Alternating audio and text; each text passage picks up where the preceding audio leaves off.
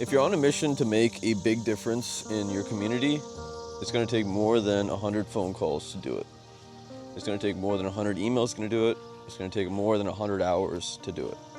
I'm telling you right now, I think a lot of the people above us or older than us that have created phenomenal things in life are kind of looking down on our generation because they think that we don't work very hard. And I think the reason we don't work very hard is because we don't know how much effort it really takes to get something done in this world. Like I'm telling you right now, for my initiative of creating essentially an educational system in Ohio that allows people to embrace what careers they want to go down, which opportunities they want to take in life, all the way through 3rd to 8th grade. Like that alone has taken me about 3 months of constantly, literally having someone there full time, sending emails, returning emails, making phone calls. It's taken me 3 months just to find one opportunity, right? But that one opportunity is potentially worth millions of dollars to me, because if I can educate these kids about their futures, about the things that perhaps I wish I knew when I was younger, then they're going to turn into more productive people, members of society, and eventually when I need employees in Ohio, or if I need employees ever, they'll know my name and they'll be potentially more useful because they're already primed with the knowledge that I want them to have. So, finding that opportunity took a lot of phone calls. It took a lot of investment. It took a lot of energy. And I have to go to the meetings still. I have to go and set up the meetings, and I have to go and create the syllabus for these courses. And that takes a lot of work. And the reality is, like, a lot of us know that we have something to give to the world, and we just don't have the discipline to do it. And we assume that it's so far away that it's not even worth pursuing a little bit of discipline. So I say to you, like, working out daily or working out a couple times a week, that's a form of discipline. If you can do that, you can probably step into something else that requires a little bit more discipline. If you're looking for tools to build your discipline, which is a skill set in its own, go and read Atomic Habits by James Clear. If you're looking for a way to become, in quotation, successful in life, you have to go and follow people that you think are successful and understand how they roll, understand what they think about, understand the way that they're pursuing their goals. Right? It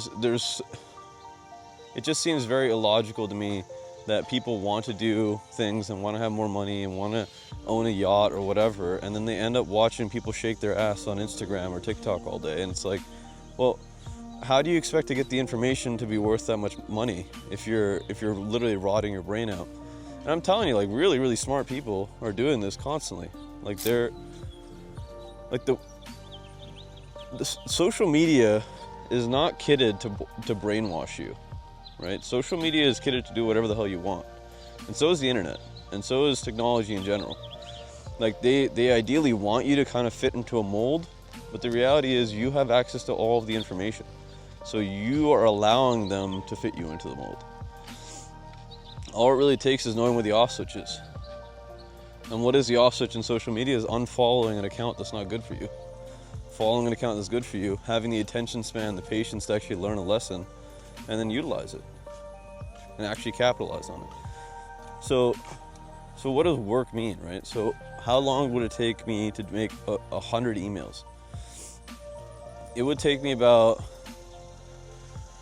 2.5 hours to send out about 100 emails, right? Okay, how much would it take to send out 1,000 emails?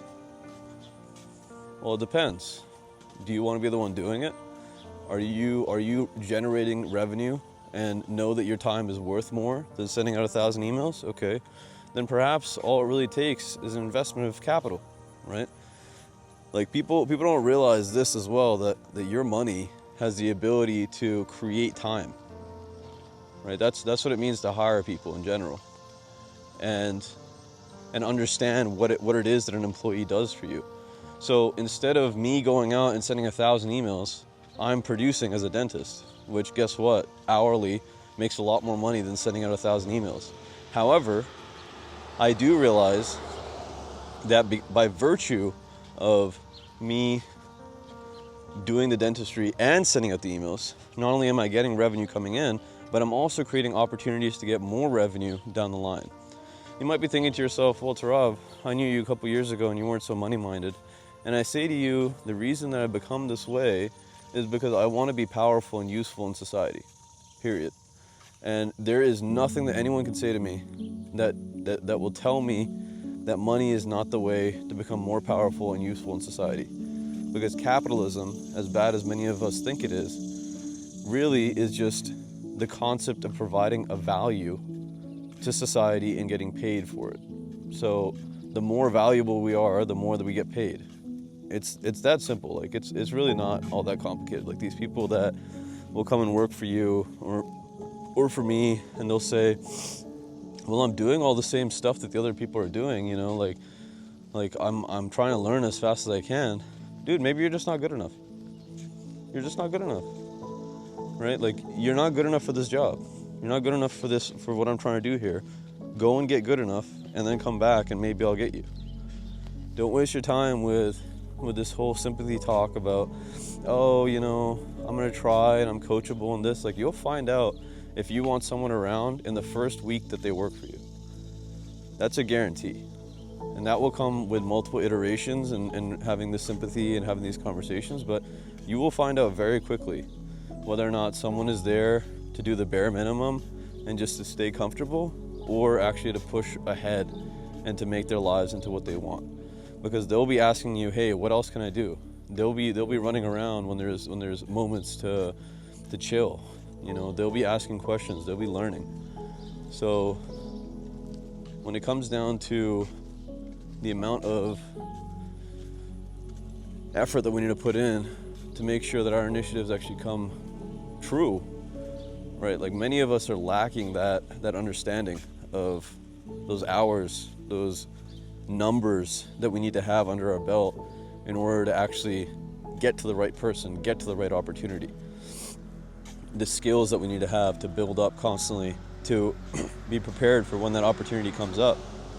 So I had a conversation with someone recently in the media field, and it's a young company that's coming up, right? And I want to learn about systems and operations. And mind you, I've been talking to this same person for about 6 to 8 months. I'm just gonna look at this stream here. 6 to 8 months about media in general. And you know, he's been vaguely trying to sell me, and I've been providing systems, content, and kind of like organizational things that are going to be relevant for his stuff. And finally, I said to him, "Listen, maybe I want you to make some of this Taravify content." And so he gave me a pretty extravagant number, which makes sense for the amount of stuff that I'm trying to do. It's actually a little bit lower on the lower end, but it's also a new company. So I said to him, I was like, "Listen, I'll pay you this stuff." And I say this to a lot of the companies that I work with, like I'll pay you the contract, but it's under the compromise that I'm not just a client. I'm actually part of wanting to build your company up. You know, I want to learn through your company, right? That's a part that I want that to be a part of the contract. And oftentimes, if you don't ask for something in return for your efforts, and you just do, you will eventually get asked the question, what do you want? If you do enough, if you do the right thing. And if you don't get asked what you want, guess what? It's your job to first of all ask it, and second of all, it's your job to realize that what's more important oftentimes when we're in the beginning of this game is picking up the skill sets to be useful to a company like this, because we can use that same skill set to go to another company that will eventually offer us the things that we want. So I basically had this conversation where I was like, dude, my contract is basically going to triple or be a percentage of your gross revenue. So let me participate. Let me help build this thing as an equity partner, and let's move forward. You know, I want to be a part of something larger. I want to help. I want to gain a skill set in the process. And so I say this to you because a lot of people don't even have the knowledge to know what that type of thing entails, right? How many hours of work and how much money is involved. Like most people don't have the the background knowledge, understanding of how companies work and how cash flow statements or how profit loss statements in general work. And so we end up putting ourselves in a kind of a hole, putting ourselves in a cage, saying that this is where I belong, where we don't even have really the information to know that we perhaps don't belong there, that our skill set is wider than that, that if we take on a little bit more responsibility and we're okay with not necessarily getting the dividends right off the bat, that picking up the skill set and picking up the network will give us a bunch of opportunities later on down the line that are going to be worth way more than this. So it's just putting in a lot of work on the front end without really getting any dividends that I think a lot of us shy away from. And it's a difficult pill to swallow, but I promise you, my friend, if you don't swallow it, if you don't understand this basic concept about life, about nature, about whatever, you're not going to be in amazing situations. The world is going to seem very frugal. It's going to seem very closed off. There's going to be a lack of abundance in life. You know, friendships, opportunities, education, all of the stuff, right? There's going to be built in to your soul something that says, no, helping people is not the way to become more valuable, which is just not true. It's not true. The more people you help, the more valuable you are, period. It's just a matter of realizing that helpfulness comes with a variety of skill sets that take a lot of repetitions to start improving. Food for thought, my friend.